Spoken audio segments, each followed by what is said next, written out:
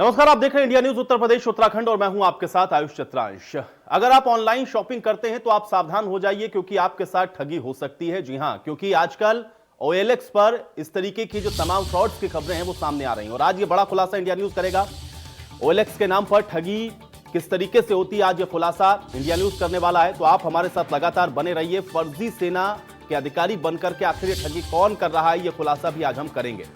फर्जी सेना अधिकारी बनकर बाकायदा OLX पर लाखों का चूना लगाया जा रहा है और ठगी कैसे की जा रही है, कैसे आपको शिकार बनाया जा रहा है, एक एक करके इसकी परतें आज हम खोलने वाले हैं। ठग कैसे आपको उसका निशाना बनाते हैं, कैसे आपको इस पूरे मकड़जाल में फंसाते हैं और फिर उसके साथ आपके साथ जो ठगी है वो होती है। और अब फर्जी सेना अधिकारी बनकर के ये जो ठगी का मामला है वो भी सामने आया है और इसी की कड़ी दर कड़ी हम आज खोलेंगे, क्योंकि OLX या फिर तमाम वो ऑनलाइन शॉपिंग करने वाली वेबसाइट जिसका सहारा आप लेते हैं उस पर कैसे आप ठगी का शिकार होते हैं, यह आज आपके लिए देखना और जानना बेहद जरूरी है।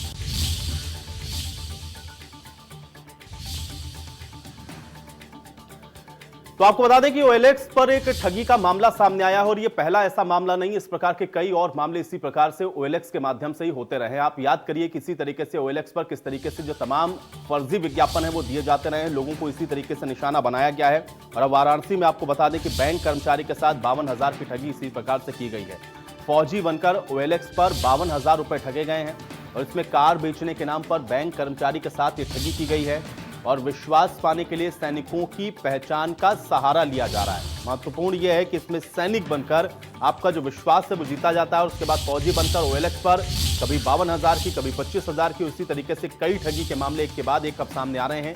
ये कुछ चैट्स हम आपको WhatsApp के दिखा रहे हैं जो कि फर्जी सेना का अधिकारी बनकर और उस शख्स के साथ ये ठगी हुई है जिसने OLX पर इस विज्ञापन को देख करके उस प्रोडक्ट को खरीदने के लिए अप्रोच किया।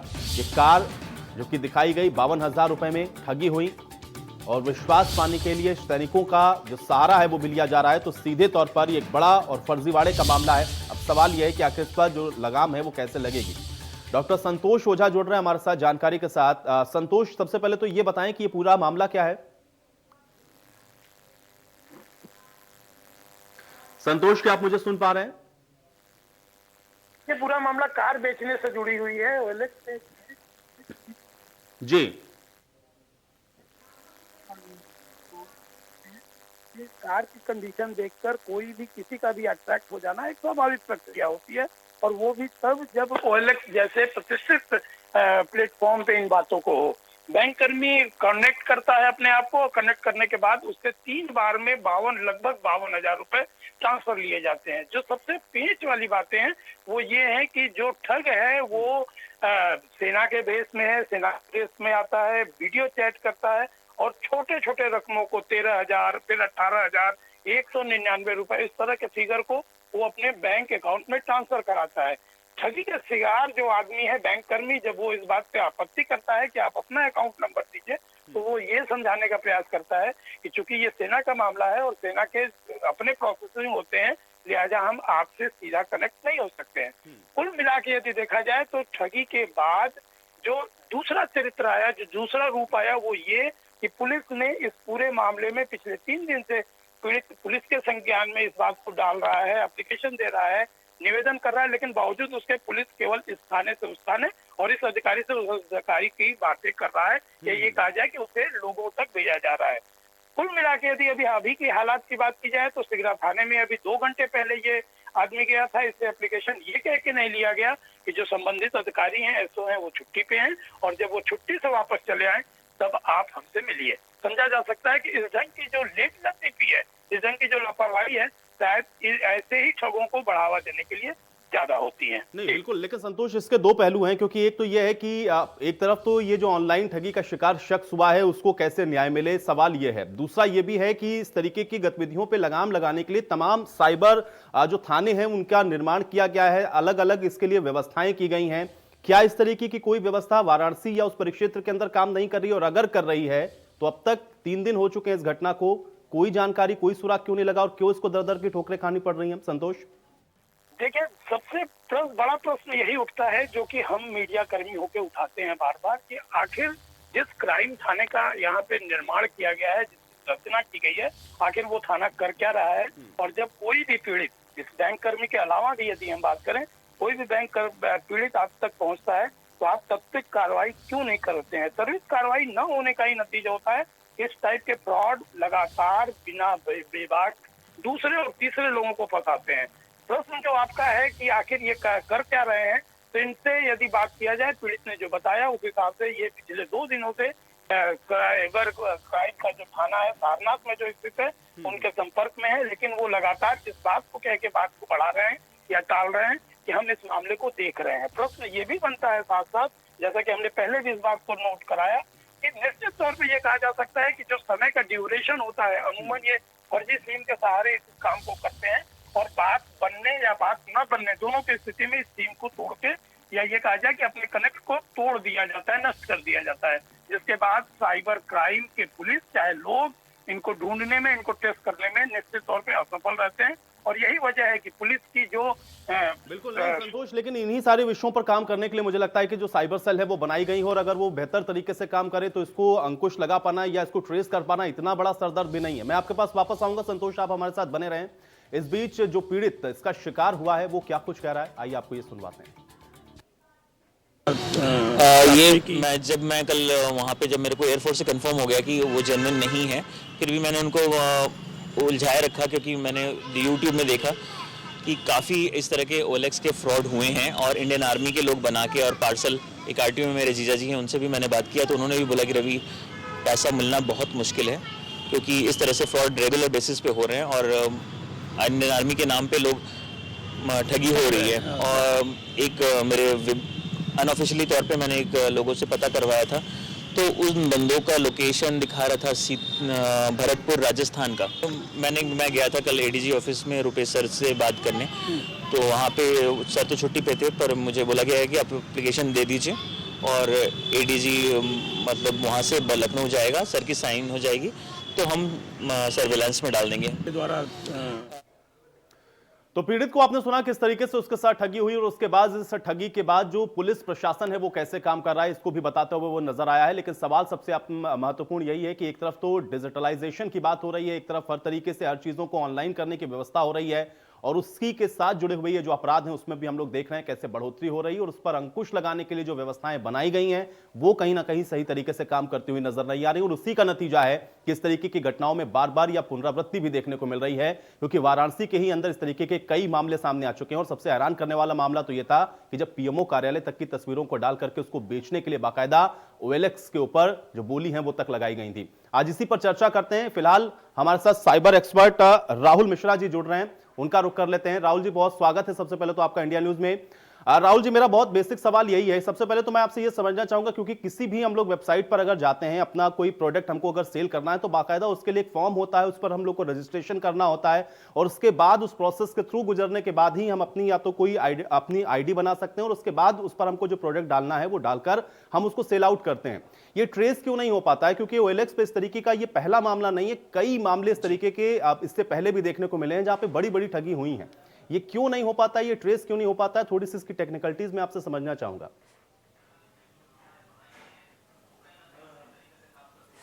देखिए, इस तरह के जो भी फ्रॉडस्टर्स होते हैं वो अपनी आइडेंटिटी का इस्तेमाल नहीं करते हैं। वो बेसिकली क्या करते हैं, जैसे ग्रामीण क्षेत्रों में जाते हैं, वहाँ पे एक जैसे किसान है, उस किसान को कुछ लालच देते हैं कि हम आपको 10,000 रुपए दे रहे हैं, आपको अपनी ID लगानी होगी और आपको हर महीने 1,000 रुपए आएगा, स्कीम आई है गवर्नमेंट की। इस झांसे में आकर के जो किसान होता है वो अपनी ओरिजिनल आइडेंटिटी प्रोवाइड कर देता है, और कई बार उसी के नाम से बैंक अकाउंट्स भी खुलवा लिए जाते हैं, और इसके बाद उन खातों का इस्तेमाल किया जाता है और उस सिम कार्ड का इस्तेमाल किया जाता है जो किसान की आइडेंटिटी पे होता है। तो इस तरह से काम करने का तरीका होता है इन फ्रॉडस्टर्स का, जिस वजह से कई बार मुश्किल होती है केसेस को वर्कआउट कर पाने में। बट ऐसा नहीं कि ये इम्पॉसिबल है, बहुत सारे ऐसे केसेस हैं जो वर्कआउट हुए हैं। अगर टाइमली जो विक्टिम है वो रिपोर्ट करे और पुलिस एक्शन ले तो ऐसे लोगों को आसानी से पकड़ा जा सकता है, क्योंकि वो अल्टीमेटली फोन कॉल इस्तेमाल करते हैं, फोन करते हैं आपको, और उनके फोन नंबर्स को सर्विलांस के थ्रू ट्रैक किया जा सकता है, इवन दो उन्होंने गलत आइडेंटिटी लगा रखी है तो भी। लेकिन राहुल, मैं एक चीज और आपसे जरूर यहाँ पर समझना चाहूंगा, मुझे ये थोड़ा सा समझाएं, क्योंकि इस पर्टिकुलर केस की अगर हम लोग बात करें, क्योंकि जो पीड़ित है उसका स्टेटमेंट हम लोग सुन रहे हैं, वो बाकायदा उसको इस बात की जानकारी हो गई कि उसके साथ धोखा हो रहा है। उसके बाद जब वो पहुंचता है संबंधित विभाग के पास या फिर उन लोगों के पास या वो अथॉरिटी के पास जो कि इसको लेकर के कोई एक्शन ले सकते हैं, वो अभी तक उस प्रोसेस में ही नहीं जा पाए हैं और वो ये कह रहे हैं कि आप यहां रिपोर्ट दर्ज करवाइए, आप वहां रिपोर्ट दर्ज करवाइए। क्या इतनी मुश्किल होती है इन टेक्निकलिटीज को इतनी जल्दी सुलझाने में, सॉर्ट आउट करने में, इस वजह से ये दिक्कतें हो रही हैं, या ये लेट लतीफी देखने को मिल रही है, या फिर उसकी गंभीरता को अभी भी समझा नहीं जा रहा है, समझ नहीं पा रहे हैं कि उसको हम ट्रेस कैसे करें, ट्रैक कैसे करें, इस वजह से वो पीड़ित दर दर की ठोकरें खाता हुआ नजर आ रहा है? ये होगा कैसे, ये थोड़ा सा समझाएं राहुल। जी जी एग्जैक्टली। अक्सर क्या होता है, जब थानों पे कोई पीड़ित जाता है, उसके साथ साइबर अपराध हो जाता है, तो पुलिस थाने पे कंप्लेन इस वजह से पुलिस ऑफिसर्स जो वहां पे होते हैं वो दर्ज करने में इस वजह से घबराते हैं। उन्हें लगता है हम इस केस को इन्वेस्टिगेट कैसे करेंगे। बट कहीं ना कहीं सब जगह पे, सभी पुलिस स्टेशंस पे सीनियर ऑफिशियल्स ने ये बता रखा है कि आपके पास कोई भी केस आता है तो उस केस को आप साइबर क्राइम सेल को ट्रांसफर कर दें। हर जिले में साइबर सेल बनी हुई है और साइबर सेल रिस्पॉन्सिबल होती है जो भी साइबर क्राइम्स होते हैं उनको इन्वेस्टिगेट करने के लिए। तो जो पीड़ित है वो डायरेक्टली अपने थाने में जा सकता है, थाने में जाके कंप्लेन करे और उसकी कंप्लेन को दर्ज करना चाहिए। अगर जो पुलिस ऑफिसर्स ये दर्ज नहीं कर रहे हैं, उन्हें इंस्ट्रक्शंस दिए जाने चाहिए टॉप लेवल ऑफिशियल से कि ऐसा कोई भी केस आता है तो उसको दर्ज करके तत्काल साइबर सेल भेज दें। हर जिले में साइबर क्राइम सेल बनाई गई है, उसका काम ही होता है साइबर क्राइम से रिलेटेड जो भी केसेस होते हैं उनको इन्वेस्टिगेट करना। तो कहीं ना कहीं इसमें फॉल्ट पुलिस स्टेशन की है, उनको कंप्लेन जरूर लेना चाहिए। अगर वो नहीं ले रहे हैं तो सीनियर ऑफिशियल्स को जरूर इसमें इंटरप्ट करके उनको इंस्ट्रक्ट करना चाहिए कि वो कंप्लेन्स को लें और उसको टाइमली साइबर क्राइम सेल भेजें, जिससे इन्वेस्टिगेशन हो सके और जो पीड़ित है उसको उसका पैसा वापस मिल सके। राहुल जी, आप हमारे साथ बने रहिए। हमारे सहयोगी संतोष भी हमारे साथ वाराणसी से लगातार जुड़े हुए हैं, थोड़ा सा उनसे भी ये चीज समझते हैं, क्योंकि जो बात आप कह रहे हैं, आप संतोष थोड़ा सा इस चीज को एक बार और बताएं, क्योंकि जो पीड़ित जो बात कह रहा है, क्या एग्जैक्टली यही उसके साथ हो रहा है कि थानों के जो चक्कर हैं वो इस वजह से भी कटवाए जा रहे हैं कि समझ ही नहीं पा रहे हैं, वहां का लोकल एडमिनिस्ट्रेशन समझ ही नहीं पा रहा है कि इसको ट्रेस आउट कैसे करें, या इसके पीछे कोई और वजह भी आप देख पा रहे हैं? संतोष।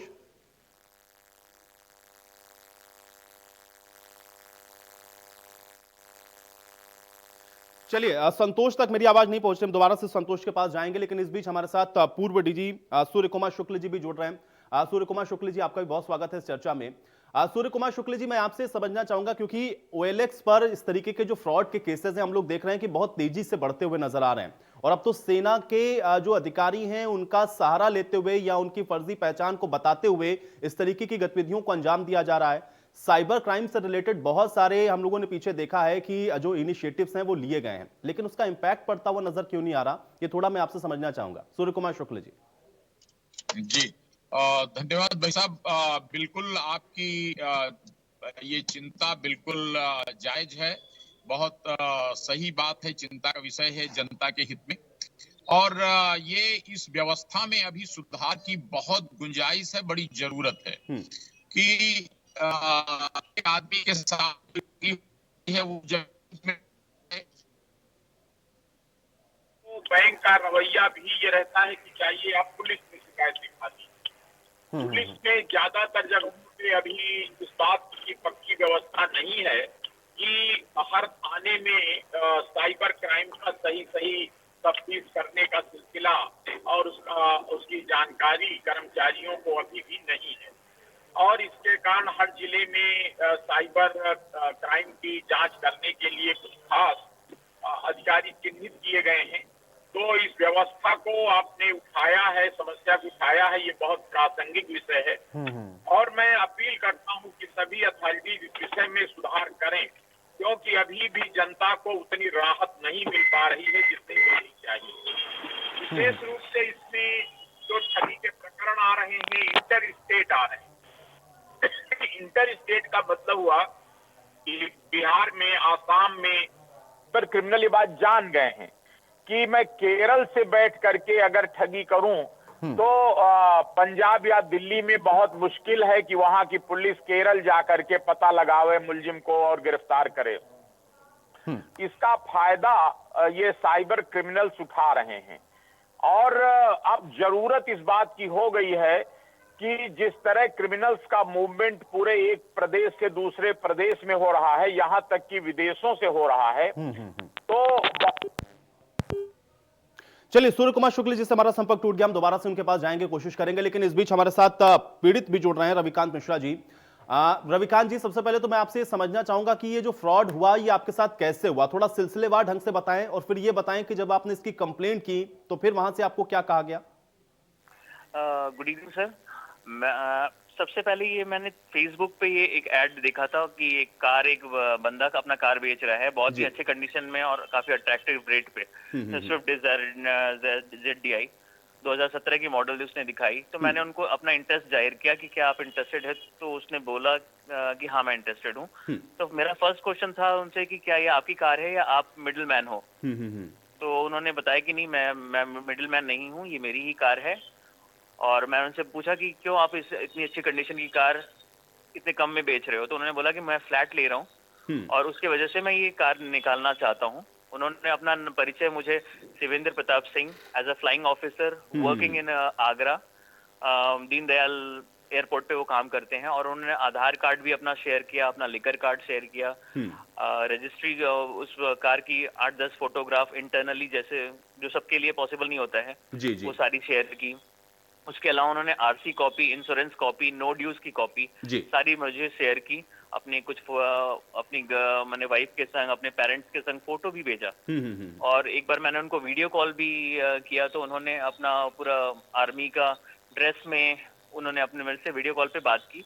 पर रात के 8-8:30 बजे जब मेरे ऑफिस से निकलने का टाइम होता है, तो उस समय उन्होंने कॉल किया, तो मैं उनका स्क्रीनशॉट नहीं ले पाया। उसके बाद बंदे को जब भी मैं फोन करता तो जैसे आर्मी वाले बात करते हैं, उनका वैसा है कि जय हिंद सर और इस तरह से बात करना, तो it's very convincing for me.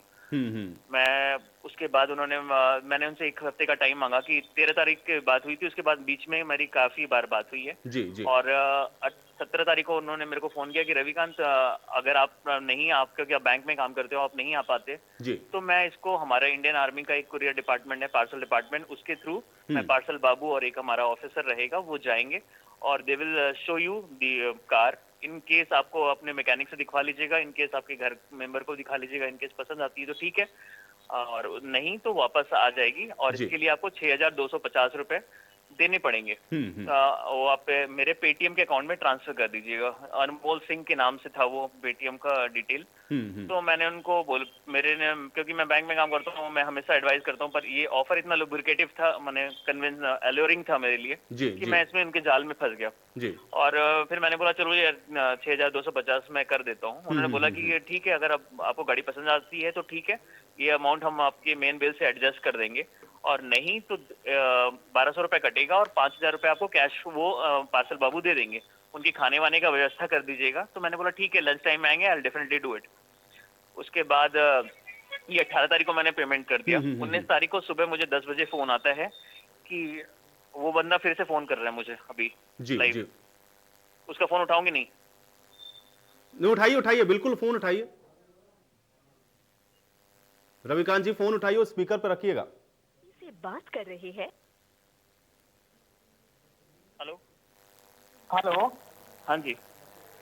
Okay fine sir, आपने जो किया है वो ठीक है, लेकिन मैंने भी अपना अभी रिक्वेस्ट डाल दिया। आपका SP साहब है ना, अमित पाठक, बनारस, अभी आपको पता चल जाएगा जो भी है क्लियरली क्या हूँ मैं। ठीक है, ठीक है, ठीक है, ठीक है। रविकांत जी, एक बार जरा स्पष्ट करिएगा फोन किसका था और थोड़ा बताइए क्या बातचीत आपकी हो रही थी। उसी बंदी का जो शिवेंद्र प्रताप सिंह अपने को बता रहे थे, तो उन्हीं का फोन था। अभी भी वो कॉन्फ्रेंस पे जुड़े हुए हैं हमारे साथ, और वो बोल रहे हैं कि कोई अमित सिंह सर हैं यहाँ पे, वो मेरे को देखेंगे एंड आइडेंटिटी उन्होंने अपना बोला है कि लाइक यस्टरडे ही वाज, मेरे को बोला था कि I will take you court, ले जाएंगे। मैंने बोला मैंने क्या ऐसे क्या कर दिया, मैंने तो पैसे ही ट्रांसफर किए हैं आपको। नहीं, किस आधार पे कर रविकांत जी, किस आधार पे आपसे कह रहे हैं कि आपको कोर्ट ले जाएंगे? वो बोल रहे थे कि कल मैंने उनको पैसे ट्रांसफर नहीं किए, बाकी के जो 18% वो मांग रहे थे, अभी लाइन पे हैं, तो उनको डिस्कस करके मैं बात करूँ या उनको लाइन पे रहने दें? स्पीकर ऑन करके रविकांत जी आप बात करिए एक बार, क्योंकि आपकी आवाज स्पष्ट नहीं आ रही, उधर से क्या बात हो रही है वो थोड़ा क्लियर नहीं है। कॉन्फ्रेंस पे चलेगा उसको। हेलो, हाँ सर, तो अभी होता नहीं है ना फोन सर। उनके इसके बाद मैंने ये 6250 ट्रांसफर कर दिया, तो 19 तारीख को उन्होंने मेरे को फिर से सुबह फोन किया, बोला कि ये डिफेंस के थ्रू जाता है गाड़ी, तो जीपीएस का कुछ चार्जेस लगता है 16,199 रुपीज। तो मैंने उनको वो भी ट्रांसफर कर दिया। उसके बाद उन्होंने 5-10 मिनट में उन्होंने कॉल करके बोला कि रविकांत इसको 2 पार्ट में करना था, 16,199। तो वो भी मैंने कर दिया। उसके बाद 1 घंटे बाद फिर फोन करते हैं, बोलते हैं कि अभी गोपीगंज पहुंची है गाड़ी और आपको 12,650 रुपए और ट्रांसफर करने हैं, जिसकी वजह से वो रविकांत जी देखिए, थोड़ा सा समय मेरे पास कम है, लेकिन बहुत जल्दी से मैं ये आपसे समझना चाह रहा हूं, क्योंकि आपको कैसे पता चला कि आपके साथ ये पूरा फ्रॉड हुआ है, और अगर हुआ है तो आपने इसकी कंप्लेंट भी करवाई होगी, उधर से रिस्पांस क्या है? दूसरा ये कि जिसके खिलाफ आप कंप्लेंट करवा रहे हैं, अगर उन्हीं का फोन आपके पास आ रहा है, तब तो बड़ा ईजी उनको ट्रैक कर लेना, क्योंकि आपके पास किसकी कॉल्स आ रही हैं, की कॉल डिटेल्स, ये सारी चीजें तो पुलिस ने अपने सर्विलांस पर रखी होंगी ना रविकांत। कल मैं गया था, पर वहाँ पे अधिकारी छुट्टी पे थे, तो मेरे को बोला गया कि आप एप्लीकेशन लिख के दे दीजिए और उस पर हम कार्रवाई करेंगे। जब उसने मेरे से बड़ा अमाउंट मांगा, 54,000 रुपये, 18% जीएसटी, तब मुझे लगा, फिर मैं एयरफोर्स गया था और वहाँ पे मैंने पूछा, तो उन्होंने बोला कि इस तरह से मुझे नहीं लगता है कि ऐसे बहुत रेगुलर फ्रॉड हो रहा है। फिर मैं चलिए ठीक है, मैं आपको रविकांत बीच में रोक रहा हूं। इस बीच हमारे साथ हमारे संपादक अरविंद चतुर्वेदी जी भी जुड़ रहे हैं, वो भी कुछ कहना चाह रहे हैं। अरविंद जी। आयुष, मैं ये जानना चाह रहा था कि रविकांत जो पीड़ित हैं, जिस दूसरे व्यक्ति से बात हो रही थी, क्या उससे कोई बातचीत हो रही है जो अपने आप को फौजी बता रहा है और कह रहा है कि नहीं मैं आपको गाड़ी देना चाहता हूँ, आप पैसे दीजिए? कुछ हो रही है बातचीत रविकांत? सर उनका भी आप लोगों ने शायद अप्रोच किया था उनका, तो 2-3 बार मेरे को फोन आया था एंड ही वाज लाइक बहुत क्यूरियस है वो मेरे ऊपर कि आपने कहाँ पे मीडिया पे क्यों दिया और इस तरह से मैं आपको देख लिया। आप एक बार और जोड़िए ना रविकांत उसको। जी सर, मैं करता हूँ। जोड़िए जरा, देखिए जरा, एक बार बात कराइए हमसे। कहते हमारे भाई से बात करिए, वो पैसे आपको सारे जमा करेंगे। आप जरा इनसे बात करिए, कैसे कैसे देना है आप बताइए, तो ये सब आपको पैसे सारा देंगे। आप जरा जोड़िए उनको जरा प्लीज। साइबर एक्सपर्ट हमारे साथ हैं, पूर्व डीजीपी साहब हमारे साथ हैं। शुक्ला जी, देखिए क्या हो रहा है इस समय। ये जो आईटी क्रांति आई है, उसने समाज तो बदलने का काम किया है, लेकिन दूसरी समस्याएं जो लेके आई हैं वो भी देखना और जानना बहुत जरूरी है। रविकांत के 52,000 रुपए गए हैं, लेकिन शिवेंद्र जी हैं लाइन पे, उन्होंने शिवेंद्र जी आप सुन रहे हैं? शिवेंद्र जी, हाँ कैसे हैं आप? ठीक है, फाइन सर। आप कहाँ पे पोस्ट हैं? शिवेंद्र जी आप कहाँ पे पोस्ट हैं? Sir Agra, Rajendra Nagar airport area. Agra में पोस्ट हैं आप? Yes sir. अच्छा ठीक है, पूरी डिटेल बताइए शिवेंद्र जी। जी सर। पूरी अपनी डिटेल बताइए, आप किस पोस्ट पे हैं? सर कौन बात कर रहे हो? हम तो इनके भाई बात कर रहे हैं। आपको पैसा चाहिए ना? तो पैसा आ जाइए सर, ले जाइए। मैंने कब मना किया? आपसे इनसे ये बोले कि मैंने कभी मना किया क्या? आप इनसे ये पूछिए। नहीं, मना करने की बात नहीं है शिवेंद्र जी। नहीं, मैं 1 सेकंड रिसर्च सर, ये बोलिए कि मैंने तो पैसा किसी मना किया है क्या? ये बताइएगा। नहीं, देखिए ऐसा है, आप सुनिए, आपका सिम कार्ड दिखा रहा है पश्चिम बंगाल का, ठीक है? आपकी लोकेशन दिखाई पड़ रही है राजस्थान की, और आप बता रहे हो आप हो पोस्ट आगरा में। यस। हैं? हेलो, उन्होंने फोन काट दिया सर। हाँ, तो सवाल ये है कि ये फ्रॉड आदमी है, और मैं समझता हूँ कि इसमें एक बार आगरा एसएसपी को ये सारी जानकारी दी जानी चाहिए, और ऐसे लोगों को जो है सलाखों के पीछे होना चाहिए। आयुष, आप साइबर एक्सपर्ट और बिल्कुल हिसाब से सवाल लो। बिल्कुल। और राहुल जी देखिए, मैं अब आपको ला रहा हूं इस चर्चा में बहुत जल्दी से, क्योंकि समय हमारे पास कम है। आपने ये पूरा कन्वर्सेशन सुना है, देखिए बड़ा कॉम्प्लिकेटेड। एक तरफ तो देखिए अभी इसकी जो कंप्लेंट है वो की गई है, लेकिन जो आदमी फ्रॉड कर रहा है उसके हौसले देखिए कितने बुलंद है। वो अभी भी दोबारा से भी फोन करके और अभी भी पैसे की डिमांड कर रहा है। ये रुकेगा कैसे? कैसे ट्रेस आउट? मुझे तो नहीं लगता है कि इतना मुश्किल है, क्योंकि फोन अभी भी वो लगातार कर रहा है उस नंबर पर। आयुष जी, मैं बस 2 मिनट में इसका मॉडस ऑपरेंडी बताता हूं कि इस तरह के साइबर अपराध किस तरह से हो जाते हैं और उसको कैसे हम टैकल कर सकते हैं। सबसे पहली चीज है, जितने भी इस तरह के फ्रॉड करने वाले लोग होते हैं वो बहुत ल्यूक्रेटिव ऑफर देते हैं। जैसे जो गाड़ी 8 लाख की होगी वो आपको हो सकता है 60,000 में या 1 लाख में मिल रही हो। तो सबसे पहली चीज है, जो भी लोग इस तरह के एड्स देखें वो अपना दिमाग खोल करके सोचें कि क्या ये वाकई में पॉसिबल है।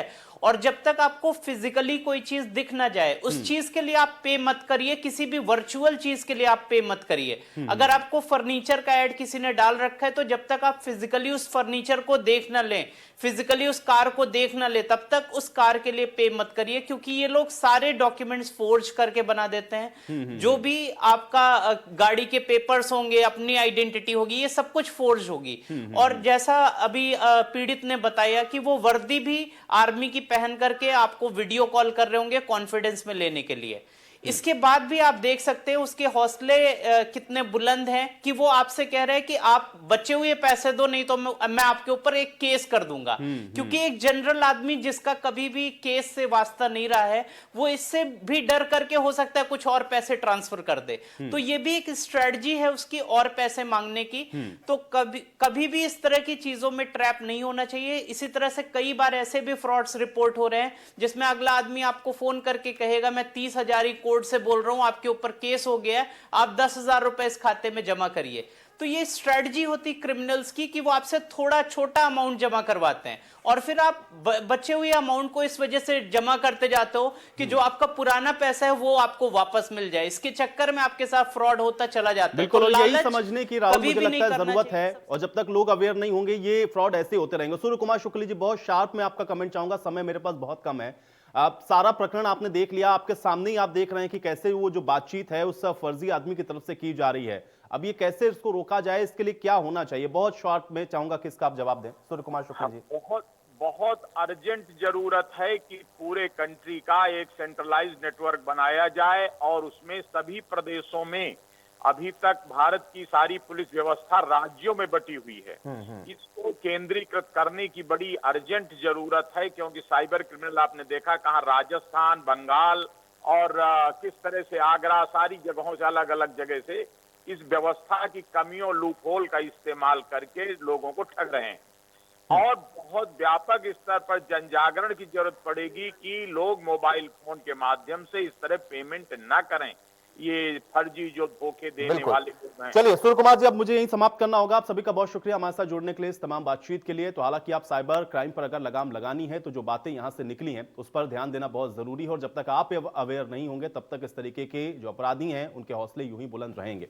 आज इस खास पेशकश में मेरे साथ फिलहाल इतना ही।